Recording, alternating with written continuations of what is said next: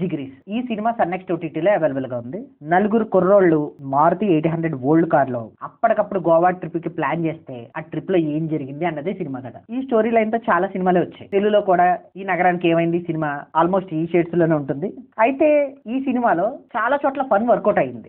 కొన్ని సీన్స్ లో కొంచెం లాజిక్ లెస్ గా అనిపించాయి. ముఖ్యంగా స్టీరింగ్ వదిలేసి హైవే మీద లారీని డ్రైవ్ చేసేయడం, ఇలాంటి సీన్స్. నలుగురు క్యారెక్టర్స్ ని కూడా బాగా రాసుకున్నారు. ఒకడు కంప్లీట్ గా ఇన్నోసెంట్ క్యారెక్టర్, రెండవడు హీరో ఐటీ ప్రొఫెషనల్, మూడవడు కార్తిక్ అని చెప్పి జాబ్ లెస్ కేర్లెస్. ఈ క్యారెక్టర్ చాలా ఇరిటేటింగ్ తెప్పిస్తుంది. వీడు ఇప్పుడు ఏదో పెంట చేయబోతున్నాడు అన్న ఫీలింగ్ కూడా వస్తుంది. కానీ ఆ ఇరిటేషన్ తోనే చాలా మట్టికి సినిమాలో కామెడీ వర్కౌట్ అయ్యింది. సినిమా అంతా కూడా దాదాపు ఈ క్యారెక్టర్ మీదే రన్ అయింది కూడా. ఇక నాలుగోడికి క్యాన్సర్ అని చెప్పి ఎమోషన్ ని ట్రై చేశారు. అయితే ఒక్క క్లైమాక్స్ లో తప్ప ఎమోషన్ ఎక్కడ వర్కౌట్ అవ్వలేదు. అలాగే మారుతి 800 ఓల్డ్ కార్ ని తీసుకొని అది రిపేర్ వచ్చి ఎక్కడ పడితే అక్కడ ఆగిపోవడం, అక్కడ వాళ్ళు స్టే చేయడం, అక్కడ సిచ్యువేషనల్ కామెడీని వర్కౌట్ చేశారు. సినిమా అంతా కూడా అలాగే వెళ్ళిపోయింది. టెక్నికల్ గా కూడా ఈ సినిమా బాగుంది. సినిమాటోగ్రఫీ బాగుంది, బ్యాక్గ్రౌండ్ మ్యూజిక్ బాగుంది. ఉన్న బడ్జెట్ లో పర్వాలేదు అన్నట్టు అనిపించాయి. డైలాగ్స్ కూడా బాగున్నాయి. సినిమా అంతా కూడా దాదాపు డైలాగ్స్ తోనే రన్ అయింది కూడా. కానీ రైటింగ్స్ ఇంకొంచెం బెటర్ గా ఉంటే బాగుండి అనిపించింది. ఓవరాల్ గా సినిమా చూసినప్పుడు కొంచెం స్ట్రెచ్ చేసేసిన ఫీలింగ్ అయితే వచ్చింది.